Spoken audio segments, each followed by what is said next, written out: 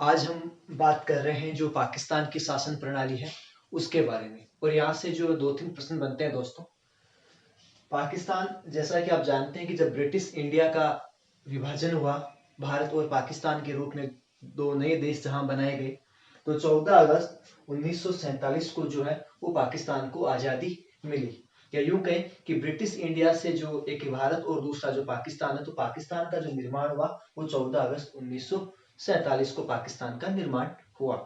और आप ये भी जानते होंगे कि जो ये पाकिस्तान जो निर्माण हुआ, पाकिस्तान का जो संस्थापक है वो माना जाता है मोहम्मद अली जिन्ना को। ये कहा जाता है कि जिन्ना की जिद से ही जो पाकिस्तान है उसका निर्माण हुआ। ये जो अखंड हिंदुस्तान जो हुआ करता था, या जो ये ब्रिटिश इंडिया था, इसको दो भागों में विभाजित करना पड़ा इनकी जिद के कारण, कि ये चाह रहे थे कि एक मुसलमानों के लिए एक अलग देश होना चाहिए, और ये पाकिस्तान के रूप में जो हमारे सामने आया। तो पाकिस्तान जो आजाद हुआ 14 अगस्त 1947। और जब पाकिस्तान आजाद हुआ तो पाकिस्तान के जनक ही कौन थे?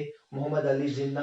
तो पाकिस्तान के पहले गवर्नर जो है, जनरल है, वो मोहम्मद अली जिन्ना बने, और प्रधानमंत्री बने लियाकत अली। इसके बाद 1951 में लियाकत अली की हत्या हो जाती है, और लियाकत अली की हत्या होने के बाद जो निजामुद्दीन है इनको प्रधानमंत्री बनाया जाता है, और उस समय के जो गवर्नर थे वो थे गुलाम मोहम्मद। इसके बाद एक और घटना होती है।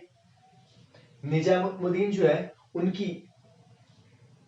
जो सरकार है उसको गुलाम मोहम्मद 1953 में निजामुद्दीन की सरकार को ये भंग कर देते हैं गवर्नर, और 1953 में जो है वो फिर मोहम्मद अली प्रधानमंत्री बनते हैं। और यहाँ से ध्यान देने योग्य बात है कि 1953 में जो मोहम्मद अली प्रधानमंत्री बने, ये अमेरिकी प्रभाव के कारण जो है गुलाम मोहम्मद ने मोहम्मद अली जो इनको प्रधानमंत्री नियुक्त किया। इसके बाद 1953 के बाद 1958 में जो है अयूब खान जो है वो सेना के आधार पर, जनरल जो अयूब खान है वो अली सरकार जो है मोहम्मद अली सरकार के खिलाफ एक तख्ता पलट करते हैं, और जनरल अयूब खान जो है वो शासन को अपने हाथों में ले लेते हैं, शासन की बागडोर संभाल लेते हैं। ये जनरल थे और बाद में इन्होंने अपना जो निर्वाचन है वो करवा लिया। अब धीरे धीरे जो अयूब खान है इनके खिलाफ भी जो पाकिस्तान में एक बड़े स्तर पर विद्रोह शुरू हो गया, और इस विद्रोह की जो अगुवाई कर रहे थे वो थे याहिया खान। बड़ा चर्चित नाम है याहिया खान। 1971 में जब बांग्लादेश का निर्माण हुआ तब ये पाकिस्तान के उस समय के जनरल थे, और याहिया खान ने अयूब खान से क्या है जो सत्ता है वो छीन ली। और ये जो सैनिक शासन था, और इन्होंने सेना के जनरल थे, और इन्होंने शासन की बागडोर जो है अयूब खान से अपने हाथों में ले ली। यहां से प्रश्न बनता है कि बांग्लादेश निर्माण के समय जो पाकिस्तान के जनरल कौन थे? तो वो थे याहिया खान। और इन पे आरोप भी लगे कि आपकी कमजोरी के कारण जो है वो हिंदुस्तान ही 1971 की लड़ाई जीत गया, और बांग्लादेश जो है वो एक नया राष्ट्र बन गया, यानी पूर्वी जो पाकिस्तान था वो आपकी वजह से जो है पाकिस्तान से अलग हो गया। तो उस समय याहिया खान जनरल थे। ये थे यहाँ से सत्ता के संघर्ष। और अब यहाँ से जो डीपली प्रश्न बनते हैं कि पाकिस्तान में लोकतंत्र की बहार, या पाकिस्तान में जो है वो लोकतांत्रिक शासन प्रणाली। तो देखिए इन सारी घटनाओं के बीच, ये सारी जो ये है शासन के अंदर जो उतार चढ़ाव आए, इनके बीच में दो लोकतांत्रिक सरकारें पाकिस्तान में बनी।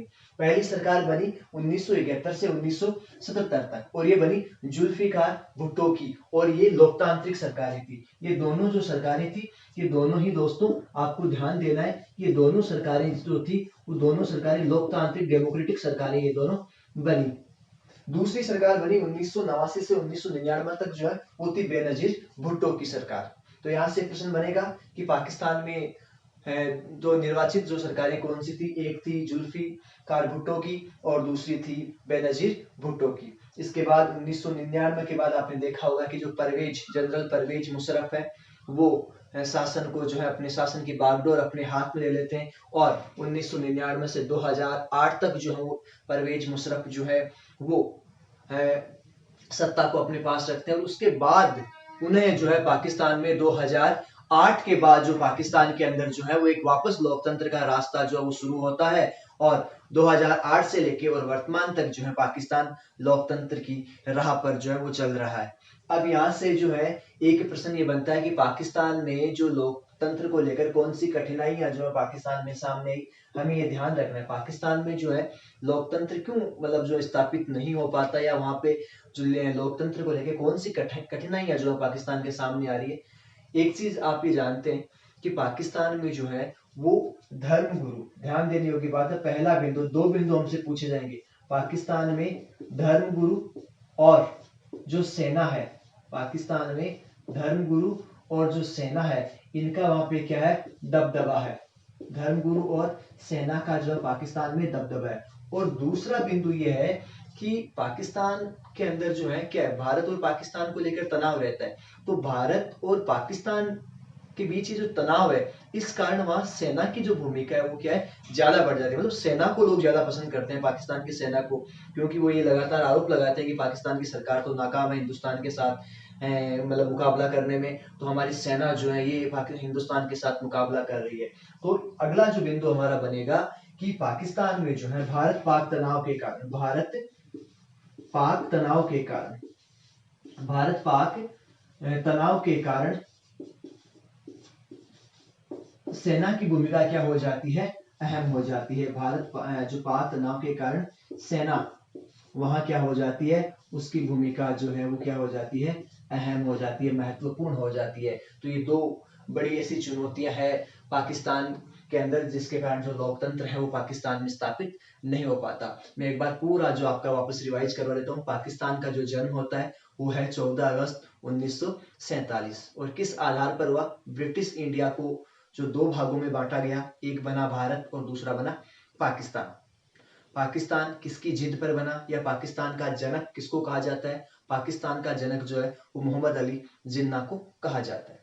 पाकिस्तान के प्रथम गवर्नर जनरल कौन बने, तो पाकिस्तान के प्रथम गवर्नर जनरल जो है वो मोहम्मद अली जिन्ना बने, और पहले प्रधानमंत्री लियाकत अली बने।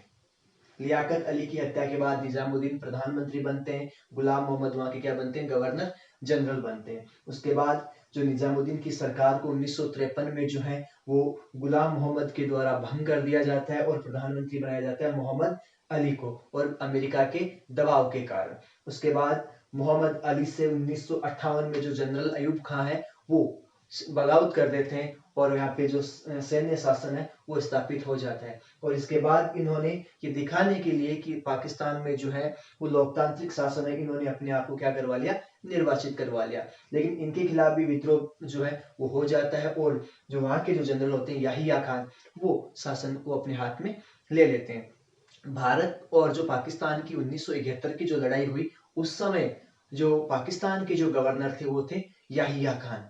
इसके बाद याहिया खान के समय ही जो पाकिस्तान का जो पूर्वी हिस्सा था, जिसको पूर्वी पाकिस्तान या आज का जो हम बांग्लादेश कहते हैं, वो लड़ाई पाकिस्तान जो है भारत से हार गया, और बांग्लादेश नाम का एक नया देश जो है पूर्वी पाकिस्तान से एक बांग्लादेश का उदय होता है।